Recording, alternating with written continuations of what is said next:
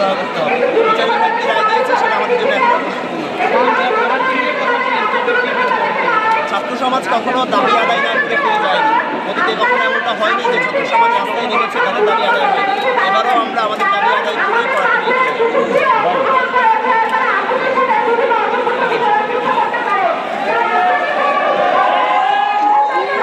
প্রশ্ন হলো আজকের দাবি যেই দাবি করা হচ্ছে কালকে হামলার বিরুদ্ধে, এইটা নিয়ে আপনাদের আসলে অবস্থান? আসলে দেখুন, শিক্ষার্থীদের শান্তিপূর্ণ সমাবেশে গতকাল আপনারা দেখেছেন সারা দেশের বিভিন্ন শিক্ষা প্রতিষ্ঠানে হামলা করা হয়েছে। বিশেষ করে চট্টগ্রামের কথাটা স্পেসিফিক বলতে চাই, স্বাধীন বাংলাদেশের প্রশাসন, পুলিশ প্রশাসন কীভাবে আমাদের নারী শিক্ষার্থীদের গায়ে করেছে আপনারা দেখেছেন।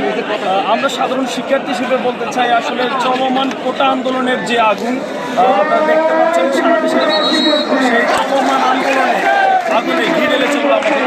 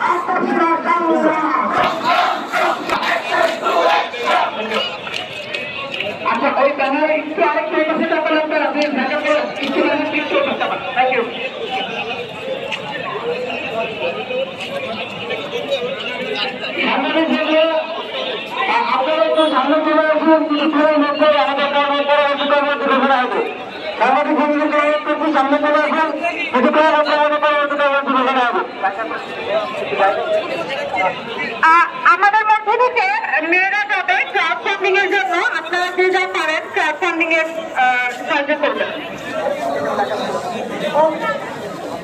সবার